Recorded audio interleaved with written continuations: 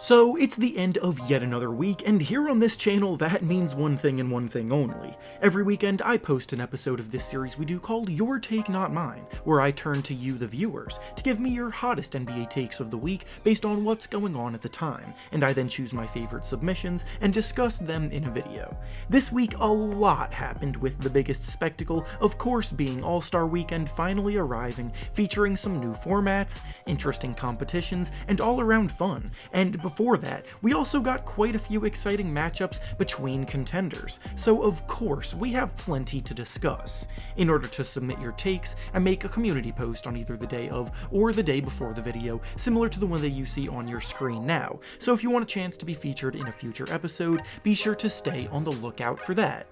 Before we start though, I want to thank PrizePicks for sponsoring this video. PrizePicks is the perfect service for all of us basketball fans here, because when you're involved, it makes watching games every night so much more fun and engaging. Basically, it's an application that provides you with lines on all kinds of individual player props, such as points, rebounds, assists, three-pointers made, amongst others, and you simply have to choose whether you believe they will record over the set amount in the line or under the set amount in the line. Make your selections, wager however much you want to, and if your picks hit, you can win some big money. For some picks that I'm looking at making today, the All-Star game is on tonight, and for that game, I think I'll take Ja Morant to score over 19.5 points, Jason Tatum to score over 20.5 points, and Nikola Jokic to score under 12.5 points. If this sounds at all intriguing to you, then go use the link down in the description of the video to sign up today, and use promo code REFERENCE to receive a 100% deposit match bonus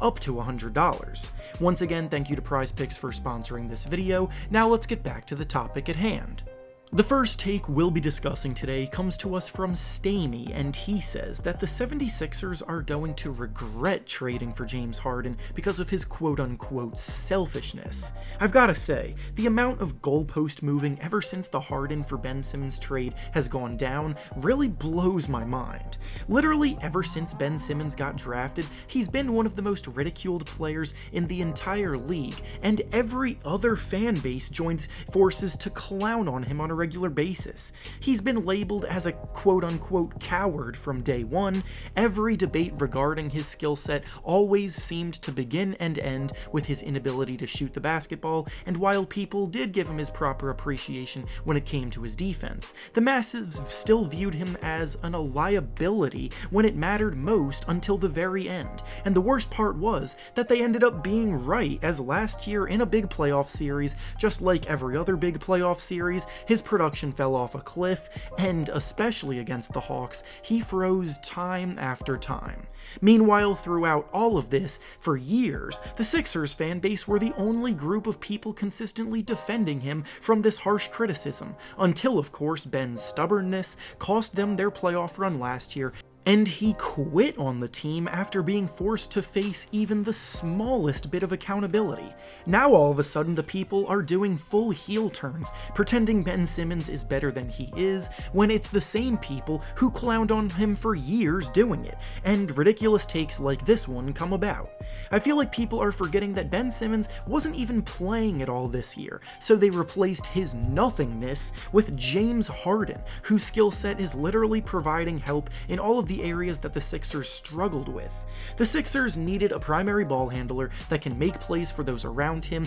to make the lives of the role players who aren't that good at handling the ball easier, and James Harden happens to be averaging double-digit assists this season and has been one of the best playmakers in the league for years. He's also going to take a lot of pressure off of Joel Embiid down the stretch of games, because this year the game plan seems to be for the Sixers, they just give the Joel the ball and get out of his way in crunch time, which isn't a recipe for success in the playoffs, when defenses are more aggressively going to throw double teams. The Sixers are absolutely not going to regret trading away the player who was holding Joel Embiid back all this time for a player that much more comfortably fits alongside him, and if you think they will, then you probably haven't been paying close enough attention.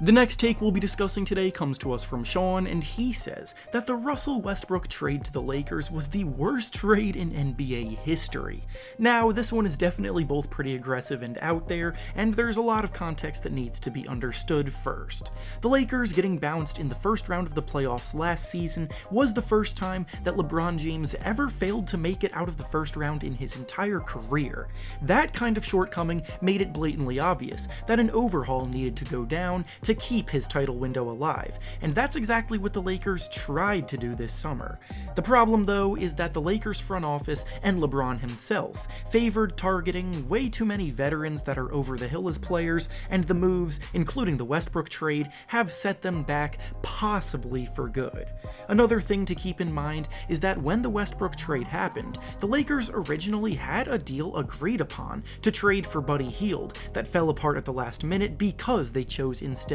to make that move for Russell Westbrook, and in hindsight, Buddy Hield and his shooting prowess probably would have been a better fit on this Lakers team that lacks many consistent shooters, while Russ's ball-dominant playstyle clashes a little bit with LeBron's. Now the Lakers are stuck with what they have, because they didn't make any moves before the trade deadline. LeBron is also talking to the media about how he wants to play with his son eventually when he makes it to the league, and the team is in 9th place in the Western Conference standings, and it seems like they've already admitted defeat. Going back to the original take, I don't think I'd go as far as to say that it's the worst trade ever, but it honestly was the beginning of the end of the Lakers' status as contenders. And finally, the last take we'll be discussing today comes to us from Will, and he says that the Blazers should trade Damian Lillard and build around Anthony Simmons. Everybody on planet Earth at this point knows the Blazers should just commit to a rebuild for their own good, because in the short term they aren't going anywhere, yet they are still insistent on building around Damian Lillard, and Lillard himself is preaching his typical loyalty spiel.